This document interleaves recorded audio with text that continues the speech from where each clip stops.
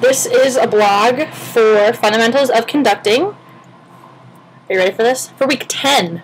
Can you believe it? 10 weeks already. Holy mackerel. And this week, it was a very cool week. On Wednesday, we had a middle school choir come and sing for us. And it turned out to be a 6th grade girls choir. So we get into class on Wednesday, and we sit down, and, they are going to perform for us first. And when they started singing, I'm not going to lie, I can't even tell you what was going through my head. I was like, holy crap, they're not good. And I was instantly taken aback.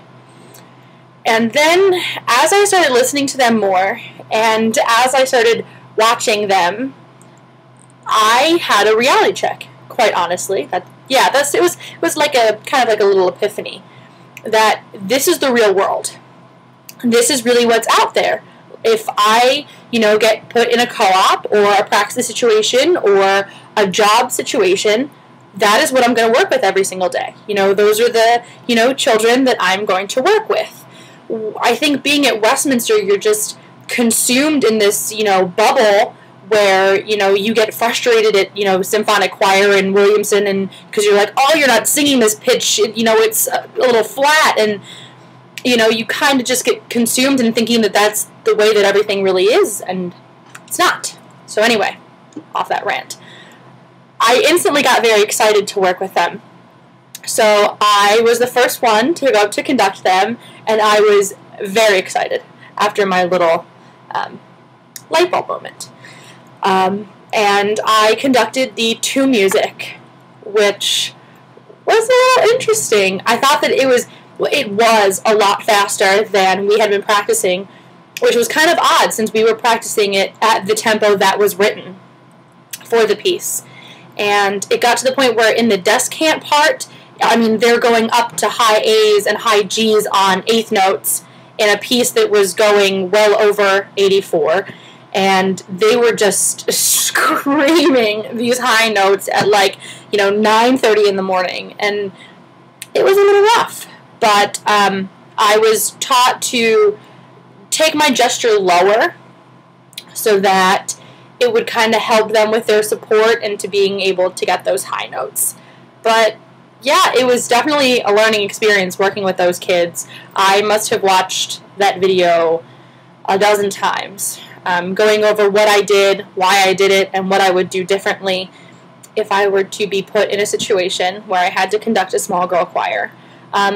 I thought it was really cool that when Dr. Abrahams asked them the difference between being conducted by a female versus a male conductor, they said that I know how high they can sing, which I thought was really cool because I guess, being a younger girl, and developing into your voice, you have a male conductor that doesn't really understand the transformation of a female vocalist. So I thought that was really interesting.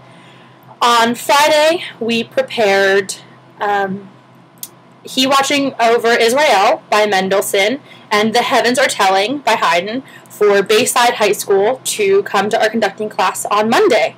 And there are many, many issues that arise from especially the Mendelssohn piece due to weird harmonics and entrances with the choir that are just all kinds of funky.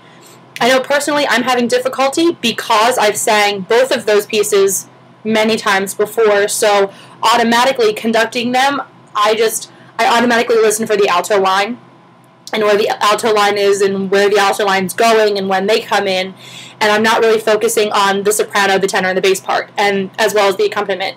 So that's what I'm struggling with in those pieces, is listening to the whole choral sound versus the part that I know. I think that's definitely a struggle in rehearsing pieces that you've done as a singer. So yeah, that pretty much sums up this very interesting week, and we'll talk next week after we are visited by Bayside High School.